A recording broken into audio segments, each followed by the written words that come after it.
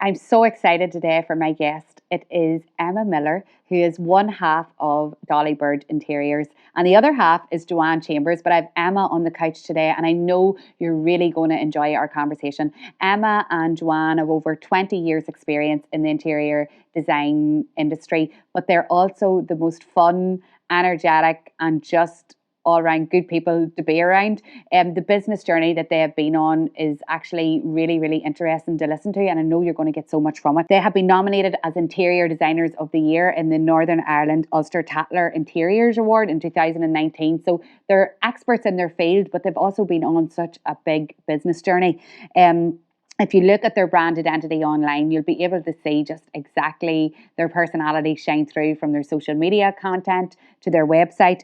But today we're talking about the evolvement of their business and where they're at now. They're about to rebrand and relaunch in a 3,700 square foot premises that has got lots of different areas in it. It's got being able to mix their paint in their own specific area, the little green paint, and that's a big deal for them just because it's exclusive to them in their area, and it's something they've always wanted to do. So they're reaching their goals, they're pushing themselves forward, they're doing all the things that a lot of businesses are afraid of right now because of the situation that we're in with the pandemic, and I get that, but I think if you listen to the podcast today, you'll be able to get great inspiration from Emma's words and great encouragement that if you do set your goals and you push forward and you keep them in sight, that great things can be achieved.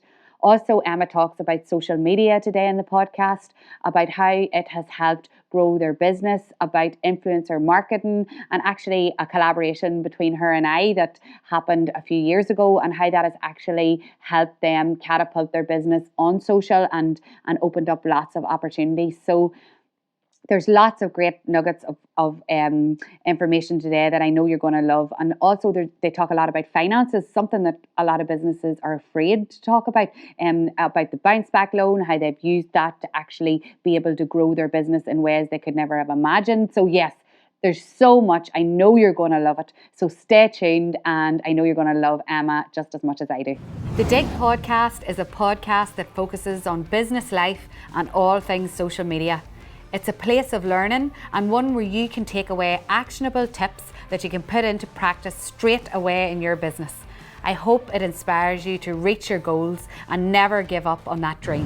This is Emma. So hi. Emma, thank you so much for agreeing. Thanks for having me. No problem. So I kind of give a wee introduction there to you, but do you want to tell us kind of in your words, like how did you and Joanne get to be together? Kind of what's your background? And my background is in interiors and textiles. I was working for a local company for the best part of 10 years and had been making lampshades on the side, so we gap on the market for that. So people who I was decorating for maybe couldn't find a lampshade to match their curtains, so I would have taken a remnant of their curtains that was left over and made a lampshade to coordinate, and that kind of gathered momentum, and I started doing vintage fairs and craft fairs and things, and Joanne Chambers enters the picture.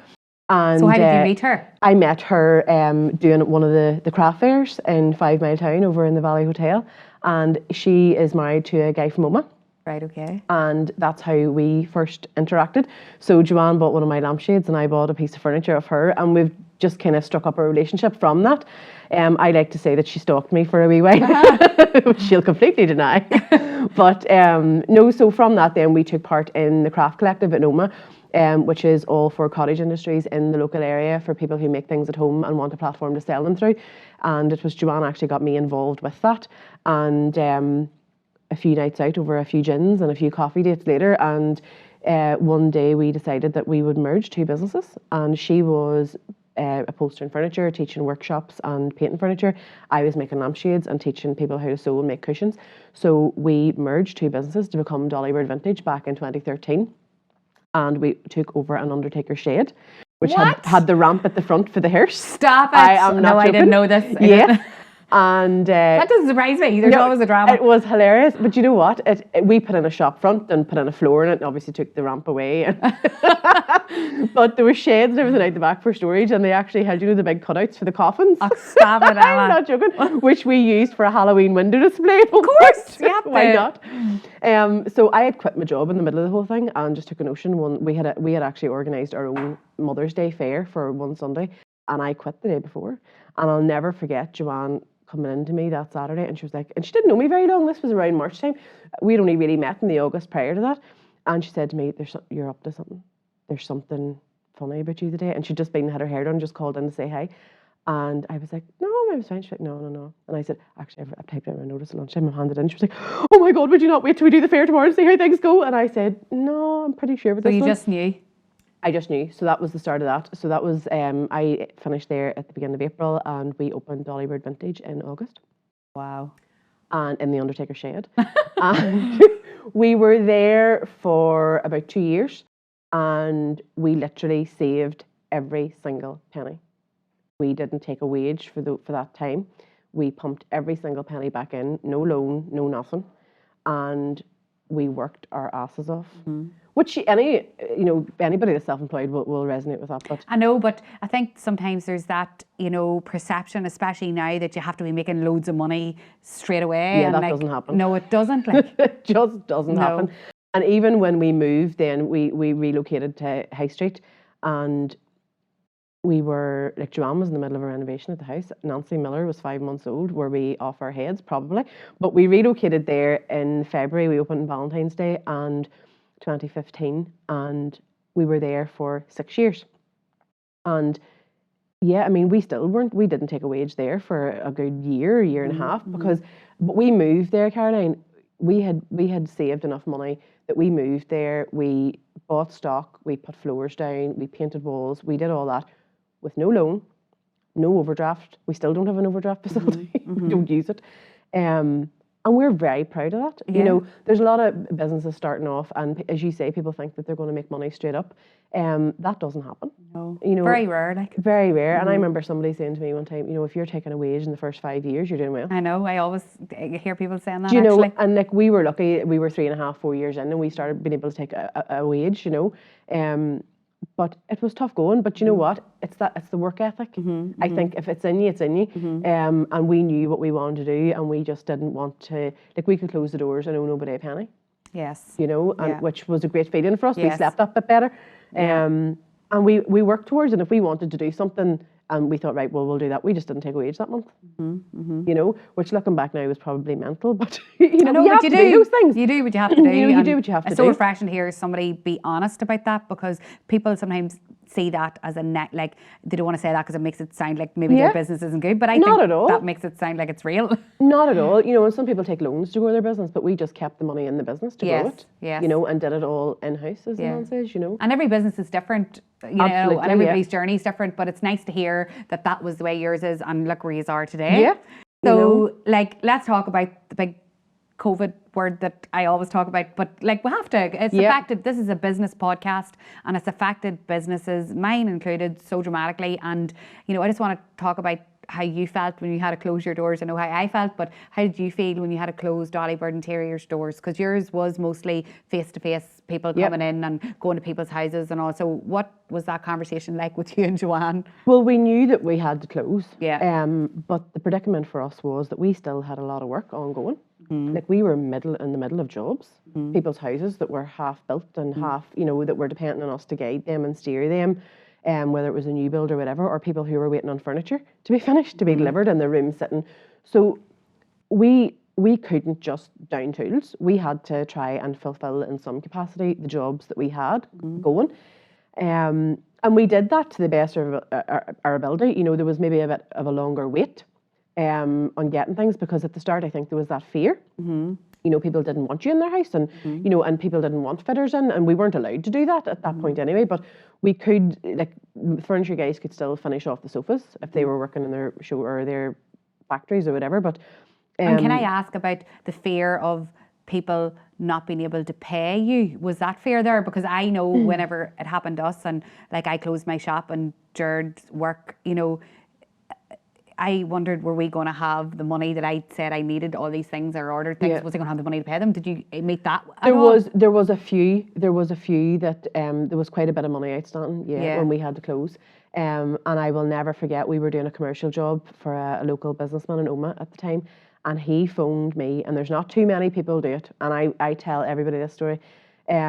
He phoned me the Saturday we were closing, and he says, "Emma, two things. First of all, your health's your wealth. sort yourself and your family, make sure you're safe. Secondly, I owe you money. And he said, you tell me what you need, give me the account details, and I'll get that transferred today. Now, that job wasn't finished. Right. And I remember thinking, how many people are doing that? And the day, the 21st of February, of March, that day we were closing, and I remember thinking, oh my God, like, I have so much respect for that man because he's in business a long time, and he's, I know that you can't be doing that, or doing without that money, and it probably come in handy, whatever else. And there was plenty that didn't do that. I know.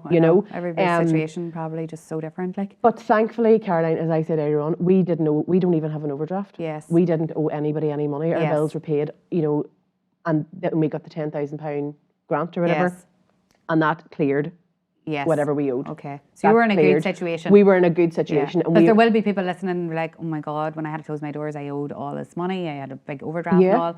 And I guess it's just trying to see everybody how they navigated through it. But that's deadly that you were in such a positive always place. we stay on top of it. And like, if I thought we owed somebody money, and Joanne would be exactly the same, we would die. Like, if we thought we owed somebody money, oh my God, what? We would have to get that paid. Yeah. So thankfully, we were in quite a good position. Okay. The £10,000 came in just in the nick of time, and we paid all our suppliers, and there was nothing left. Good. Okay. You know, like our office lady, who is in the form of my mother 3 days a week, she phoned, that went in and straight back out again the next day. No, I know. Well, that's what it's there for, and thank God it was there. No, it was a lifeline for so many, and got people through a lot. At that time, could never be enough, but at least it got people through a little bit of that anxiety that they were feeling. Yeah. So you were in good position, and then what happened? How did you navigate through then that next few months? About 10 days into lockdown, I made the mistake of answering the phone to Clara Mabin. Okay. Who dropped a roll of fabric to my house to help her make scrubs. That's right. So anybody that doesn't know, Clara is a good friend of Emma and I both, but she is actually a social media consultant as well, digital consultant I should say, but Clara spearheaded the campaign for the NI scrubs, wasn't it? And Emma started to make scrubs. Like, how amazing. No, I think I need to say this, amazing. So that took you away from your business a bit. Well, I have to say, I started and Joanne took over. I only did a few weeks. Okay. I quickly realised that all the sewers that were coming on board and all the seams, all the dressmakers, mine looked like a paper bag compared to what they were making. So I stepped back from that. But this is huge. Like, I actually didn't have this in my notes to talk about. This is we're talking about business in a pandemic, but this is a pandemic where people were dying, and you used your business skills to help.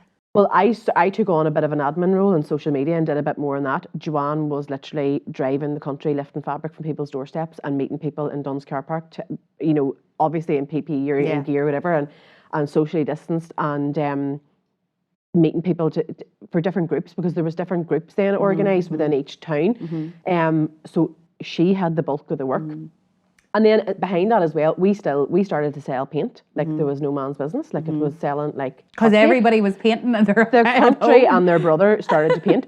So then I started to kind of do that role. Okay. And left Joanne till the scrubs. Yes, She was ready to kill me. Yeah. So her and Clara kind of did a lot of that. I was just kind of doing a bit of backroom stuff on it, so I can't take much credit for that at all. At the start, it was Clara and I probably got it going on social media. Yes. Clara blames my social media, my Instagram followers for the whole thing. But that was mental. That was a really, really stressful time at that. But it shows the way you can't separate sometimes your business from life. Like, that was going on, and you helped the community and helped the country with that. And like, people, I don't know if everyone knows, but it was actually just normal people like you that got dressed our NHS staff with scrubs. Like, it's amazing. It was, I can't remember what the final figure of scrubs was, but it was like thousands and thousands. Thousands. Oh my God, thousands. Amazing. I should have had that in my notes. People contacting us saying, Emma, I need 6 sets of scrubs. Can I get them? And I was like, look, the whole thing had to go online. You had to put the form in online, submit what you needed and for what ward you were in and whatever else. And then that went out to whoever was in that area. It was mental. Well, fair play. I'm sure everybody is listening or clapping you and everyone that was involved is unreal. But to think that you're trying to run your business and then get involved, behind it all. I know. The amount of paint. So you were selling the paint, and that was kind of part of your business.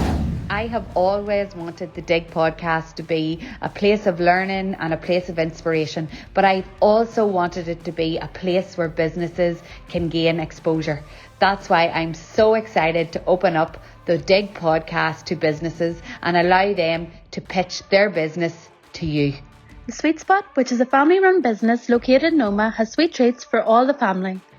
We have recently undergone a major transformation to include an improved ice cream parlour, which serves whipped and scooped ice cream, milkshakes, bubble waffles, cookie, donut and brownie trays and so much more. We have dairy-free options too. We also have a range of tea and coffees available, which can be enjoyed with freshly baked scones and muffins. Honouring the traditional sweet shop feel, we have over 250 jars of all your favourites, old and new, including bonbons, raspberry ruffles and pick-a-mix, to name a few, along with gluten and sugar-free sweets. We cater for any event and can provide sweet cones and hampers, which make the perfect gift for any occasion for those in your life that have a sweet tooth. We have our popular ice cream van and candy cart available for hire at weddings or parties. We are looking forward to welcoming our customers to our new upstairs seating area to sit and enjoy their ice cream, sweets or a cup of coffee, which is due to open when restrictions ease. We are still the same shop people have gotten to know and love over the past 10 years, only a whole lot better.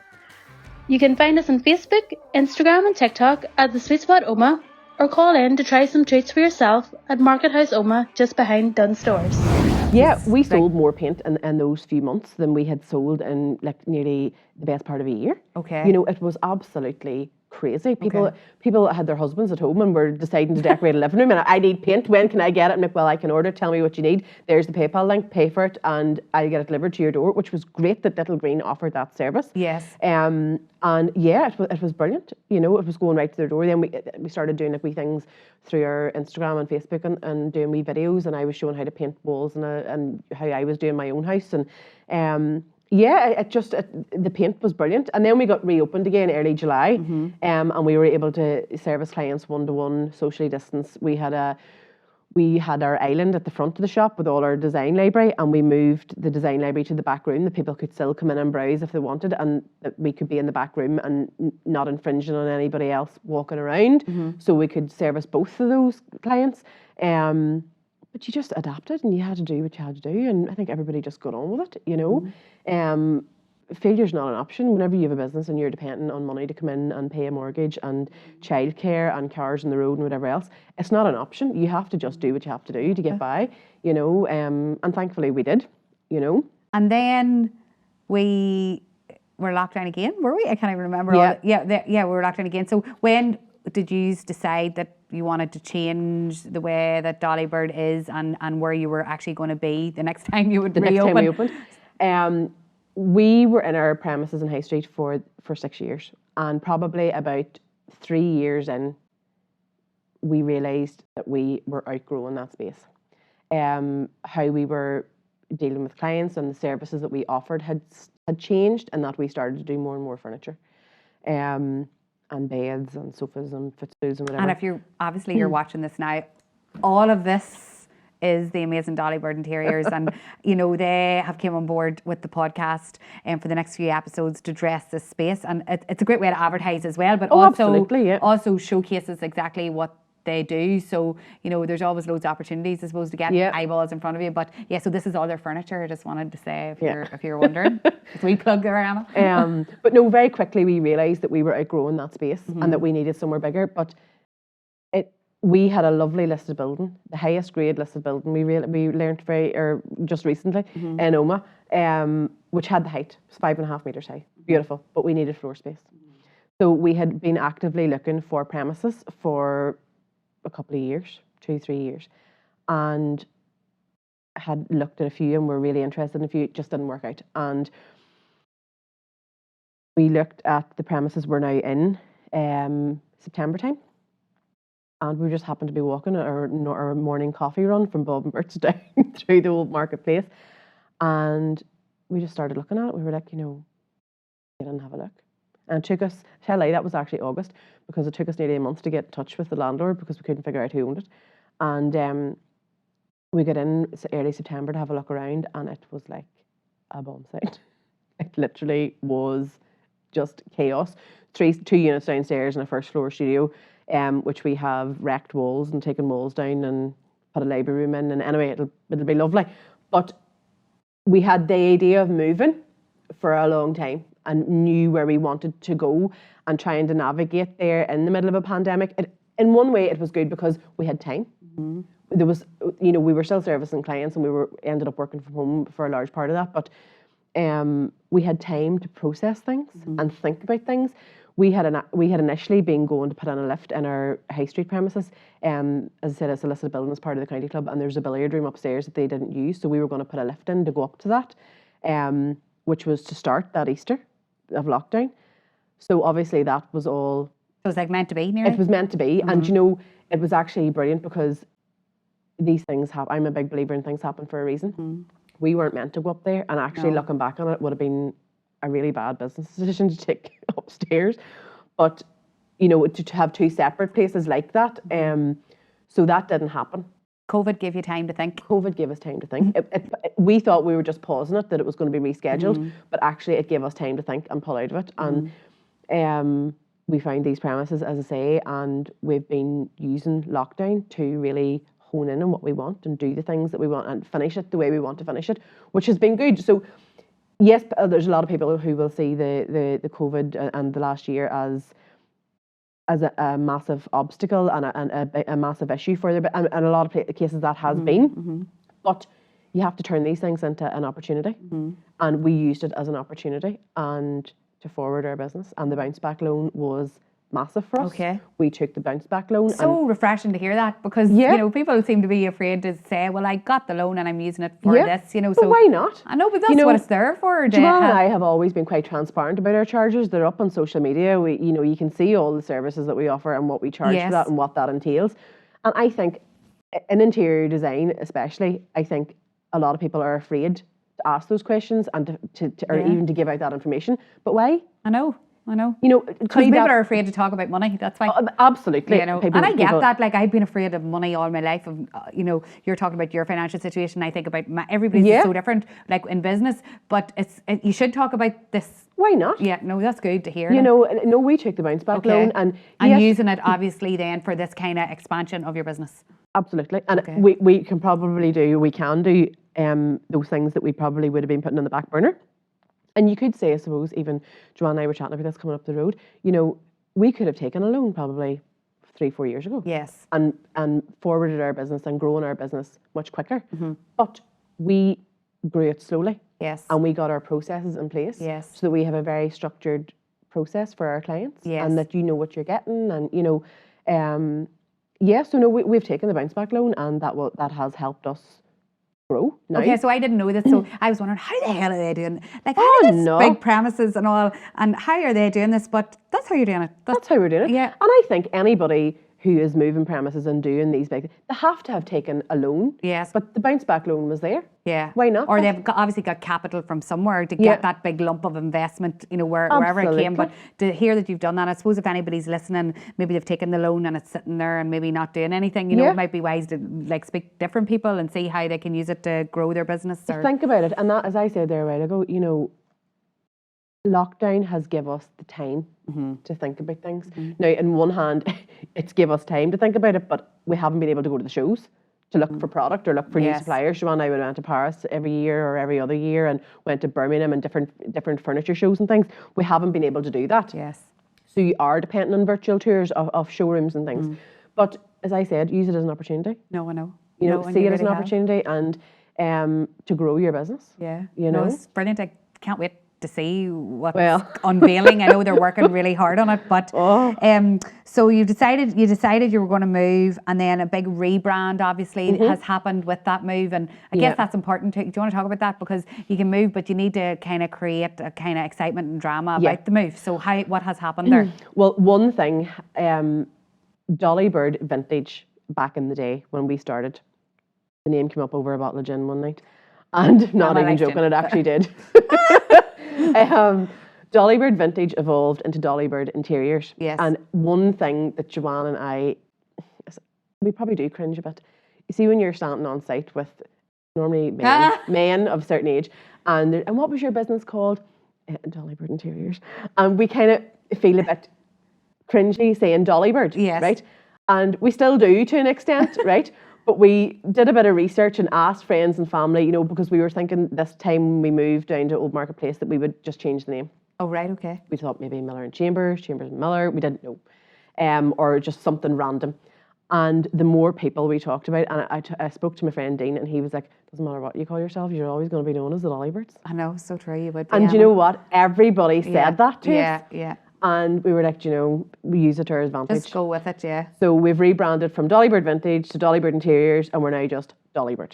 Oh, you are now just Dollybird. Flip, that's bad research in mine now. I didn't know it was just Dollybird. Just Dollybird. And we still have the interiors. We will still be using the interiors, paint, living, you know, because that's the three sub-brands underneath. So if you see their new logo online, it's Dollybird, and then Paint, the three living interiors. Paint, living interiors are like subsections underneath. Yeah. I really like your new brand. And who helped you with that? Faye and Quinn from 9874 in Oma. 9874. So I'll have all the links and all the people we talk about, all in the show notes, if anybody wants to go find out, you know, all about what the different people have done that have helped you. And he's been brilliant. So he's come on board, him and his team, and done the brand development and the logos and because that's not your expertise. It's not our expertise. Like, anybody can design a logo. Yes. But it's the backstory to it. Yes. So where we are is the back market. Noma is one of the oldest areas, and in the height of the 1920s, Art Deco, Art Nouveau, it was booming. So our branding now reflects like an Art Deco, Art Nouveau kind of feel. Yeah. And the icon actually that we have spells Dollybird. Yes. Within it. Yes. So it's it's lovely. It's really, really nice. We're really happy with it. We are really happy with it. So the rebrand has taken place, and then like I think a lot of businesses that are listening maybe struggle with the process that happens whenever you're launching something or launching a new product or launching a new collection or moving premises. You have to create the drama. You have to build it. Build it. So that's what I know people are going to be listening. They're like, hey, that's what I struggle with. That's what I don't know how to do. And I definitely see that with businesses. They're doing amazing things, but they actually never told us that they were doing that, or they never showcased it. So how do you prepare for like a launch of that size and a rebrand from like a marketing perspective? What are you doing to like prepare for this happening? There's a lot. I mean, excuse me, there's 3 separate entities now within the one brand. And the digital thing is something that we don't understand it fully. We know about social media and how to use that and whatever else, but it's the algorithms and the website and all of those things. So having a conversation with Clara from So Social, who is now our digital marketer. Thank God, woohoo, because there's so much. There is, like, I think, you know, if businesses are listening, don't beat yourself up. You can't do all this. You're an interior designer. You're not a digital marketer. Give me a colour chart. I know. Not a laptop, which I feel like I spend half my days on at the minute. But, you know, there's horses for courses, as my dad always said. And, you know, one of the biggest things I think any entrepreneur, any business owner struggles with, and actually I listened to a podcast just recently, who said that business owners sometimes become a prisoner within their own business because they think that they can do everything themselves. I know. You know, outsource those things. I know. You know, but you know what I struggled with? And this is again the money mindset. I was like, I can't afford. You see, we were the same. I can't afford to pay them people. Oh my God, completely. So I always tried to do it myself. You know, if I have to give them £500, well, that's coming out of my wages, isn't it? You know, and you have to. But those are all things that we come up against. You know, you battle through it, like. But I don't know. I think in the last couple of years, we have just realised that, look, we can't do it all. I remember even back when we were Dollybird Vintage and we were doing workshops twice a week and we were painting furniture for like 70p an hour. And when we think back to all these things that we did, and I remember having Nancy and got shingles a number of months after that because we were just run ragged. Yeah. You can't do it all. No. So we stopped those workshops. So you adapt your business to suit your lifestyle. And, you know, the big thing, what is it? You work to live, not live to work, you know. And we do a wee bit of both. I think we're somewhere in the middle because we love our jobs. Yes. But you can't do everything. And even taking mum on board a few days a week to do the admin end of it and the VAT, we hated that. Oh, I hate And I'm sure any business owner actually give me anxiety. Complete, like we would have left it, and there's all these people you talk about, oh no, I do it every day. And people have this like app where they just scan things and all. Oh like my God. Zero app and all that. I know. I'm trying to get my husband Gary onto that. It's just a no-brainer, no-go at the minute. But, you know, outsource it, get somebody in, because if you're trying to do it all yourself, you're selling tenors for fivers. You know, because there's a good one. For you. My dad always said that. You're fivers. selling tenors for fivers. You could get somebody in, pay them to do that, and you'd have all this time to do X, Y, and Z. It's so true. It's a mindset shift. Complete mindset shift. And it's hard. I'm still not there yet. You know, And we're not fully there. Like, I know. We're but taking you are on, taking on Clara. That's we're brilliant. taking on Clara, we've taken on Fihan, and I can't say, like, they are brilliant. They're worth their weight in gold because she's helping us, right? We've done our first blog post. Like, I haven't read it yet. Oh, okay. First blog post. About Little Green. It's up on the website. And, there you go. You know, she's liaising with our website guys and they're doing all that. And it's just like, oh my God, that's being sorted. It's the best money we're spending because she's doing all our ads and boom. You know, obviously we approve everything. We talk to her about what we want. We get all the imagery and liaise with our brands. Yes. But it just takes the weight off that because doing what you're doing and relocating, there's things like rates and electricity and, you know, flooring and builders and whatever else, building control. And customers as well with all this. Plus we're trying to service our clients at home and the two of us are sitting at kitchen tables and 2 laptops and whatever else, working between a book room, which is literally a room, it's actually mum's office, with the door closed and books fired and we can't even look at them. Like they're just no go. But so there's all of that going on. So outsourcing things is one thing I would say, just bite the bullet and do it in baby steps. Baby steps. But we're taking on another member of staff in June when she finishes university. She's been with us now for a couple of years on a Friday, Girl Friday, we call her Sarah. So she's coming as soon as she's actually doing the same course I did in Belfast in textiles, and she's coming on board as soon as she's finished this year in June. So she will serve us downstairs for the homewares and the smaller jobs like curtains and blinds and different things like that. Because we need staff. You do. We can't do it all. No, you can't expect to expand your business in that scale and grow not it. Have someone else on board. It's hard. It is hard because Joanne and I are weirdos. And you don't like to hand over kind of your business to someone, but do you know, that trust has to be there to grow. It has to be there. Yeah. You know, and Sarah's been with us for a long time now and we know her and she knows us and our eccentricities and, you know, she just gets on with it and I think she's a good representation for our business as well. She's a good personality for it. But yeah, no, the digital end of it is going to be massive. We've pulled all our paper marketing nearly about a year and a half ago, 2 years ago.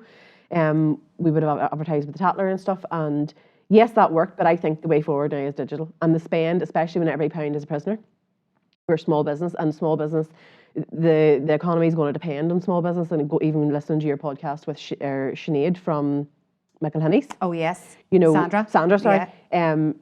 You know, about the backbone of the people are going to be dependent on small independents now to get the economy up and going again. Massive. So we don't always have, you know, £1,000 to spend on an ad with magazines and things. And not know your return. And not know the return on it. At least we know exactly where we're targeting. And, you know, even talking to Clara and even talking to yourself, Caroline, about doing test ads and things.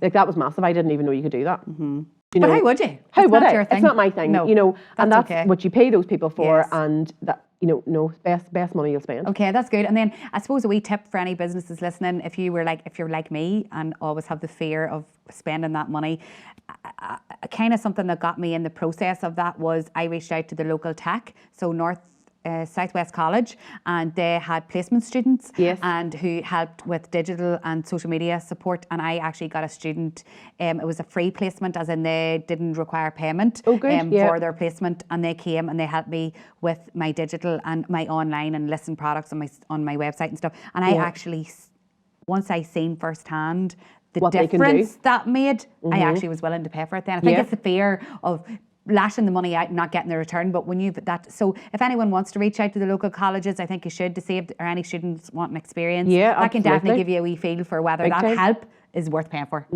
So that's just my wee tip. The other fear about it is too, taking on staff, you then have the obligation that you have to pay them. Of course. So it's worrying not only about getting paid yourself. Yeah. You know, you have a wage to we pay have somebody else's wage to pay. Somebody's family depends on you. Yeah, and somebody's mortgage and somebody's childcare, and you know, you just be like, but you have to do it to grow the business. Find your way through. I know. And so social media, we talked about it there, and digital and online, and like how, like I've seen your journey grow, but how effective has social media been for Dollybird now, but Dollybird Interiors and Dollybird Vintage? Like, what way has that grown for you, and what how's it been for you? Joanne and I would always say, if it wasn't for Facebook back in the day, we wouldn't have a business. I know, Facebook was deadly. Facebook still is the #1 performing platform, but I think there's so many now where your audience is nearly spread across so many that you have to kind of... Facebook was, I still remember when, even before there was business pages on Facebook, I still remember having to convert. One? It was a personal page. And we had 2 separate ones and then went to Dollybird Vintage, but we wouldn't have had a business if it wasn't for that, because it was just getting going then. And we were painting furniture and upcycling furniture before people were only really starting to. And we were selling chalk paint and different things. So we used it as a platform for all of that. And even whenever we ran the market down on Main Street, we called it the Bazaar, the Dollybird Bazaar. You know, we advertised all of that on Facebook and created events on it. And then as it transpired then over to Instagram, it was actually my old business account on Instagram that we ended up using for a while. Which we decided then to split because I was doing collaborations with different people, and what I was posting on Dollybird wasn't always relevant to Dollybird. So we decided then to have our own. So we have our own Dollybird Interiors or Dollybird page now on our Dollybird Facebook. But I think it's been massive for us, and even doing the collaboration with yourself, Caroline, and seeing what was coming from that, and that was so that seems like 10 years ago. So early. That's what I have it written here in my notes to talk about. So Emma, Dollybird Interiors, and me, who wasn't even Dig Mama or Dig for Success. You were Dig Children's Wear. I was Dig Children's Wear. So anybody who's just tuning in for the first time, I had a shop, and that's how I met Emma, just speaking at different events about my shop. But I also became kind of like an influencer in my own right with about my business. But in turn, other businesses could see the benefits of actually me using my voice to talk about them. So influencer marketing, but like we didn't really know it was influencer marketing, I suppose, back then, but we collaborated, and if anybody wants to see that, I have highlights of that on my Dig for Success page. So Emma and Joanne came in and transformed my home on a collaboration basis. There was nothing like, there was no freebies or nothing. We worked out a plan where we both benefited, and I advertised them on my platform. But you know, that was back when I only had 6,000 followers, and you know, it was crazy. It was like, and we were mad, but it was good. I had hardly really done a video on Instagram. Oh, really? I thought you were I had done the odd wee bit here and there, but actually going on and walking around, and I still feel a bit like a wingnut talking into the phone at times. But you know, I remember starting that collaboration, and Joanne had went on holidays, and I was coming home from work every day, having been in the shop. And then got home, and I was saying to her, don't talk to me for an hour because I need to sit and go through all this stuff, because there was that many messages and that many things coming from it, and having to do all these wee things and post these wee things and reshare things that you put up. And I remember you giving me a list. Do you remember this? No. You gave me a list of things that I had to do. I remember going, oh my God, I'm never going to get to, I don't even know how to do that. What is that? And Joanne texted me from holidays, and her sitting on a flipping yacht somewhere, and me going, I'm going to kill you. So I guess that's a good example of, you know, like, so people collaborate together, but it takes you know, some businesses I hear giving off about doing a collaboration and it not working out, and I look at how what they did on their end to make the most of it, and they didn't. So yes, I did my bit, but then you did your list and you did your bit, and boom, it worked. You have to set the parameters, I think, and that's one thing going forward, even for anything that we would do now going forward, you know, and any businesses listening that are thinking about doing collaborations, you have to set the goalposts, because that's what you and I did very, very early on. Like so when I met you and Joanne, just to let everybody know, when I went into your premises in Oma, and we sat down, and we'd never really talked face to face about anything like that before, but from the very start we said, you know, we said there's, you know, obviously you couldn't work for free. No. Because, you know, the price of Emma and Joanne's stuff, they would have been out of business if they were going to do my house. So we worked out the deal, the contract, what they expected from me, what I could give them. We wrote it all down. And they knew what they were getting from me. I knew what I was getting for them, and we knew what the outcome was that we want. And that's so important, isn't it? Yeah, and we were both happy. We knew what to expect. Yeah. And I knew that you were going to do X, Y, and Z. You knew what we were going to do. Well, I didn't know what we were going to do, but you were telling me. Which, do you know, and that was part of our thing as well, that you were going to try and give us pointers on social media, because we were very much newbies to the whole thing. Yes. And as you said, it's influencer marketing, but we didn't actually know what it was at the time. And it worked. It did. You know, well, tell us what happened. Like, obviously, you know, what was the ripple effect from that? Just to give people positives of working with an influencer that's right for their business, obviously. Yeah, I mean, Instagram, it was probably mostly on Instagram. Yes, it was. You know, and we would still get people saying, you know, that sideboard that you have in Caroline O'Neill's hall, or you know, that console table, and we were like, yeah, and we just know straight away which one it is. Yeah, really, really like that. Or people would, you know, even be coming in and saying to us, you know, in the middle of a consultation, well, I saw the work. And they mightn't tell you straight away, but they say, no, I actually saw the work that you did with Caroline O'Neill, and I really liked the mirrors that you did in her hall or her bedroom or whatever it was. So we would kind of know their style from that. And we would still get people saying to us about and that's years ago. It's coming like 3 or 4 years ago. 3 or 4 years ago coming. Is it 4 years coming? I should have checked that date. It's 3. It's 3 coming. Yeah, So- we would still get people saying this. Like So that. I guess for people, if there's an investment involved in working with someone, there's such a long, stretched out ripple effect of that content that Yeah. can be got, and you know, even resharing and throwbacks. And anytime I'm in my home now, and you know, if I even say if somebody sends me a message, a DM, where'd you get that, and then I'm still promoting Dollybird, and they're still so we created a relationship too because of that. Yeah. So I have You know. all things positive things to say. I know there's a lot of stuff going on right now on social media about influencers and stuff, Emma, but look, it's like everything, isn't it?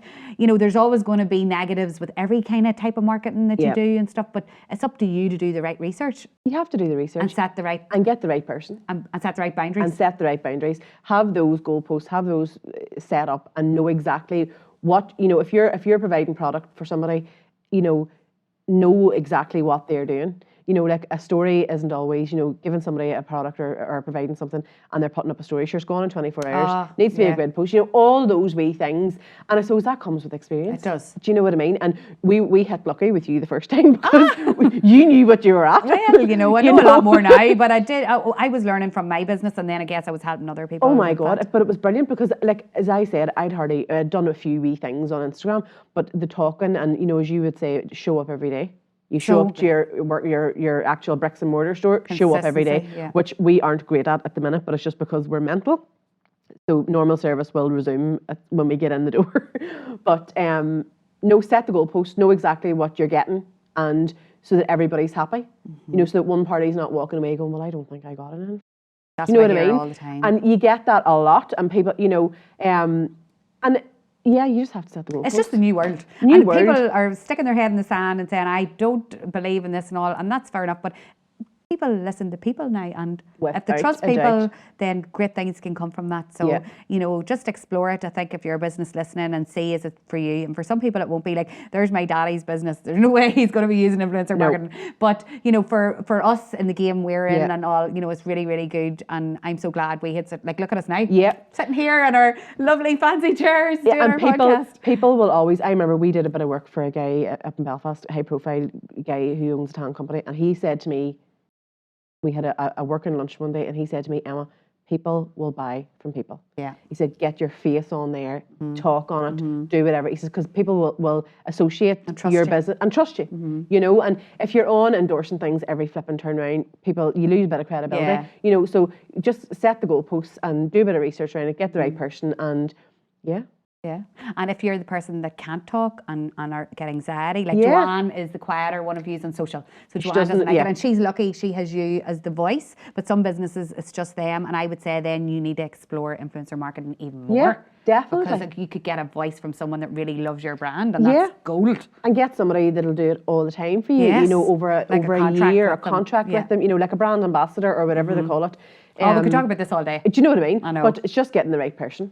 It is. But it's not an option. Social media is not an option. I don't think for businesses. It's a necessity now. It is. It definitely is. And so, like, any tips? Well, I've just covered that point. I was saying any tips for businesses who are considering influencer marketing, like you just said, you need to do your research. And do your research. Yeah. Yeah. And then any words of wisdom, Emma? Like, I kind of finish most of my podcasts off like this, but for businesses who are at a crossroads right now, like I know just from my experience, my God, so many emotions and so many fears and so many anxieties, but have you any words of wisdoms for anybody that are at a crossroads and trying to decide like, you know, where to go with their business? Do they scale up, go big, go home? Do they pull things back? I know you can't answer for every situation, but have you any wee words of wisdom for us? I mean, there was times Joanne and I sat and thought, you know what, it'd be so easy to have a porta cabin out the back of the house and just work from there. And like, come and go as you please, and lift our children from school and do all these things. And yeah, we would always like talk about where we want to be in a few years' time. Yes. So the projection, where do you see yourself in 2 years, 5 years? And we knew that in our premises that we were in 2 years' time, if we had to be there, we'd be going off or not. Yeah. Because we were just hemmed in. We knew that we just needed to spread the wings a wee bit. And do you know what? Try things. And I think maybe it's a Northern Irish thing, or over here people are like, oh geez, couldn't do that because like what would they be saying? You know, imagine I failed at that, or imagine I tried that and it didn't work out. You sure I'd be mortified. You know, everybody was talking about me. Just forget what everybody else thinks. I know. Keep the head down and head on. Stop looking sideways. If you have somewhere that you think, right, I'm going to try this, sure, so what? I know. If we get 3 or 4 years in, now we'll obviously be devastated. We'll probably be crying into a bottle of Tanqueray somewhere. But, you know. There's an overriding theme of gin in this podcast. But, you know, well, I've tried it. I know. You know, I'll be 40 next year and I don't want to turn back and when I'm 60 and go, look, do you know what? I wish I tried that. I know. I wish I'd done that. You know, no regrets. Try the thing. If it doesn't work out, so what? We'll try something else. You know, I read, what do you call her, Sandberg's Lean In. Right. The book. Sheryl Sandberg, she's like Mark Zuckerberg's right-hand woman. Oh, right, okay. And she wrote this book called Lean In, and she talks about, she does not like the climbing the ladder phase, because when you're climbing a ladder, you have your head up somebody's arse. Oh, okay. She prefers the jungle gym analogy. Okay, which is? Because everybody's aiming for the top, but there's different wee ways you navigate to get there. Yeah. And everybody's journey is going to be different. No, so don't be worrying about, like, there's plenty of interior designers in Northern Ireland, plenty of them bigger and more successful than us, but we don't care. I know. We have our own wee style and our own way, and we're doing our thing. So stop worrying about if you're a PT or you're whatever else. There's going to be any God's amount of them. Competition's good for everybody. Stop worrying about it. Must read this book. The jungle gym. I actually really enjoy it. I'll link it in the show notes if anybody will tell me the exact one. It's not very long. Okay, but good. Just her nuggets of wee bits of gold, as I say. She, you know, she's a mother of daughters and she's raising children as she's going. And you know, she talks about working, and she always felt like she had to be. She was in her bed at half 8, 9 o'clock every night, and Mark Zuckerberg was ringing her at 12 o'clock, and he was like, "Why are you in bed? Are you in bed?" You know, and she was like, "Yeah, I have 2 children, and I'm up at 6, so you know, yes, I'm in bed." And it's all those things that working mothers even, and that resonated with Joanne and I. You know that, and the jungle gym analogy I thought was brilliant because you're not sitting with your head up somebody's backside. You know, you're going your own route. And you if might you meet wee snakes and all along the way. And that's a given. And you might have to sidestep certain things and go, right, you know what, let's take time out, recalibrate, but we're still on our way to the top. I'm definitely in a jungle gym, my journey this year, but that's so good to hear. I love hearing that there. And like I always say to people, if you know something needs to change as well, act quick. Act quick. You know, don't be sticking your head in the sand, because that could be the worst thing ever. Oh my God, Emma, seriously, if they whipped out the gin here, me and you'd be talking all day. Tomorrow. But that was so lovely. And you know, even though I know you so well, I actually have never sat down and heard all of that from start to finish. And there's loads of things I've learned there as well. But it's your infectious energy that excites me too about your journey ahead. If you enjoy what you do. I know. I think that's half the battle. I could never get out of my bed in the morning for something that I didn't enjoy doing. I know. I just couldn't. Life's too short. Life's too short. I think this year has taught us all that. Big time. I know. Big time. So we're excited. Thank you so much for joining us. And where can everyone now follow the drama? Now, anybody that doesn't know, Emma has a different pair of glasses on every time I see her. And it's became her personality on social, where every time she puts on her stories, the glasses get pushed up, and she's actually got the most amazing diamond ones at the moment on her Instagram. I know. Where can everybody find out what you're doing and connect with you? We are Dollybird Interiors on Instagram. We are Dollybird Interiors on Facebook. Our website is dollybirdinteriors.co.uk. So you can check us out there. Yes, and then you also have a personal account as well. My personal account is Emma Dollybird, and Joanne's is Joanne Dollybird. So we have our own separate accounts for that. So we have wee things going on there, like home life and different things that we do separately. That's where you can get us. I'll link them all in the show notes anyway. But I just want to wish you all the best with your new rebrand, and I hope we have a beautiful launch party where we'll be sipping cocktails up in Oma. And thank you so much for being on the Dig podcast. Thank you for having me. Thank you so much for listening to the Dig podcast. If you missed anything, we've made some show notes with links and all the good stuff we've covered today. Also, don't forget to screenshot this episode and tag Dig for Success so we can reshare on our stories. So remember to hit the subscribe button, and I will see you all on the next episode.